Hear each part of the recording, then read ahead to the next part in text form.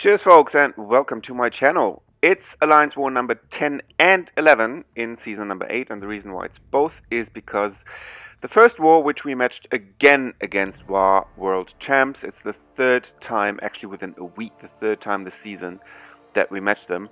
I was only back up, so I can't show any videos here.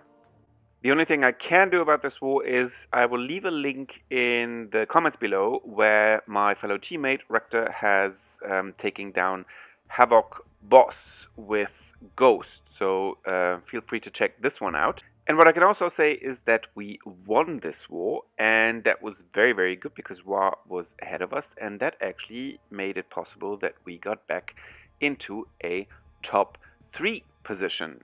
Also thanks to my friends at New Nation, who were able to beat J11, who were also ahead of us. So the two alliances ahead of us lost and we won, and that's why we got back into top 3 position after war number 10. And then came war number 11, and war number 11 was against the Super Andromeda Scrolls, SAS.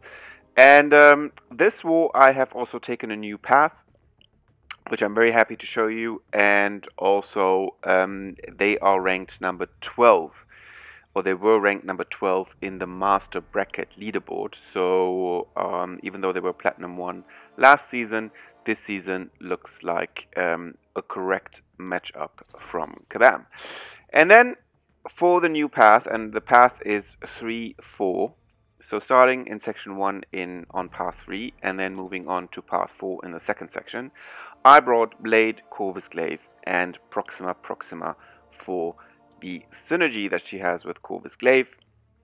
As usual, I don't, my Proxima is only a rank 3 champion, so I don't really use her to fight in the war.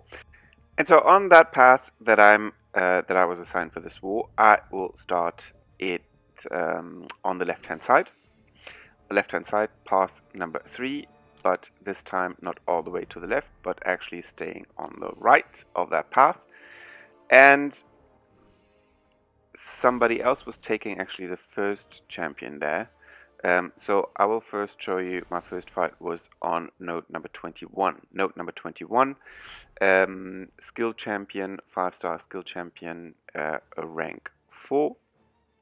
And on this note, what you find is enhanced bleed and bloodletting, and also any debuff lasts 100% longer, and all abilities trigger 20% more often. And I went in with Corvus Glaive because Scouter said it could be a Black Widow, who could make sense on that note because of the increased ability, so that she might evade a little bit more often.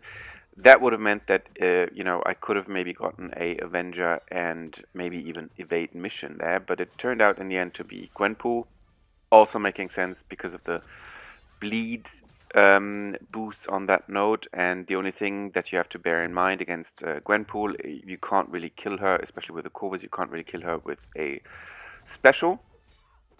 So always be vigilant after using a special. Don't think the fight is over. It usually isn't against Gwenpool. That's also why I used my specials 1 and not the special 2. But still, if you don't get hit and she doesn't inflict any bleed on you, then not so much of a problem. And then I continue right away on path number 4. So after that node 19, I switched lanes to path number 4, and that's a rank 5 Wasp right there. And the node is stun immune. Also, there is a 10% chance to inflict stun if the opponent hits you. And also, it's dismay, meaning whenever you lose a combo, you get a degeneration buff that basically drains your health. And it depends a little bit on how high the combo was just before you get interrupted. And the thing with Wasp is when she evades and shocks you, even though Corvus does not take any shock damage from that, as long as he has his glaive charges, still this interrupts your combo. So you either do it at the very beginning of the fight, you have her evade. That's, when you try to hit her in the block in the very beginning and see if she evades, if you want to get that evade mission. Other than that, I would not try to, get that evade mission later, because then she will interrupt your combo. and then you will basically suffer degeneration. And the higher your combo was, the bigger will be the degeneration, and that could mean that in the end this kills you. So you have to, you know, a little bit decide in the beginning what you want to do.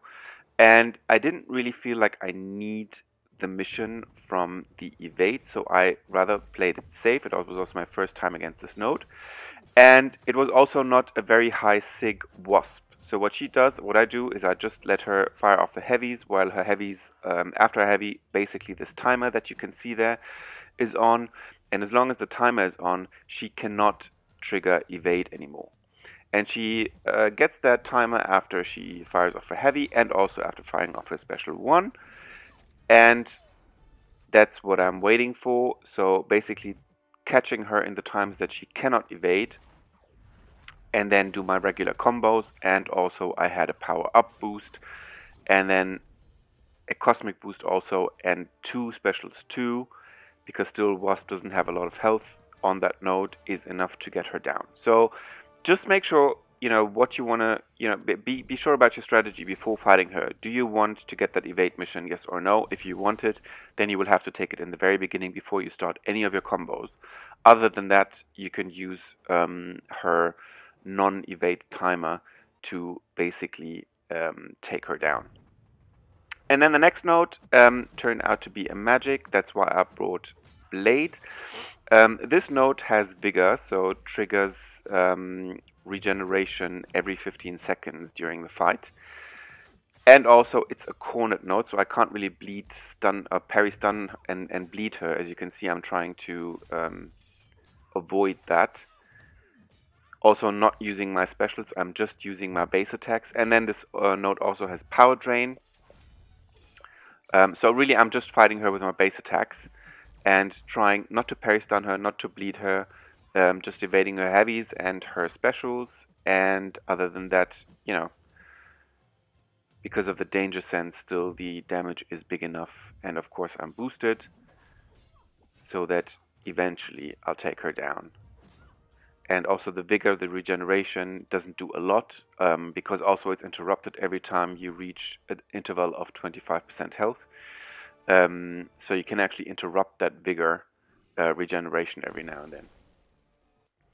And then moving on to the next node, node number 36, is a stun immune node and also causes bleed.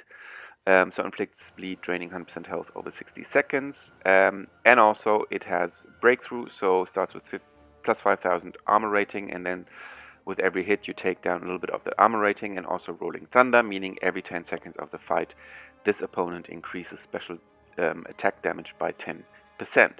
So fighting a stun immune, always the same topic.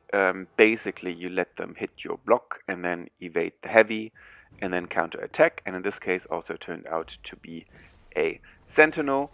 So first armor break him and then inflict the regular combo attacks, and then wait for him always to get to his special one, and then be a bit patient, letting him fire off his special one. There you go. And right after the special one you can counter attack, and then he's again at a special one, rinse repeat, firing off a special one. And I'm just waiting to get to my special two, so that I can fire off my special 2, and one special 2 already is enough to take him down. So I didn't have any charge with Corvus. It was only a rank 4 Sentinel, but still no charge with Corvus, and also basically just the boosts that helped getting Sentinel down here. So my first time on path number 4 in this section went pretty well. I could have gone for that evade mission for Wasp, but that's just something that you have to practice, and that, you know, again, you have to decide to do at the very, very beginning of the fight. And also this war, I can say we won. Normally we would have confirmed our top 3 position. Now, unfortunately, ISO 8 overtook us in our top 3 because they were matching an alliance who decided to do their alliance or to have an alliance quest focus this season, and not an alliance war focus this season. So they don't use a lot of boosts or anything, and so they can't clear all the maps usually, and that's why ISO 8 got a lot of points from defenders remaining. that I've been claiming now for a very, very long time. I think it's fair enough, you know, if an alliance chooses to be a Q focused and not a alliance war focused, that's fair enough, but it still gives this extra advantage to other alliances due to the defender remaining being part of the score point system. And that's just the only thing I say. I think Kabam really needs to fix this and really needs to correct this.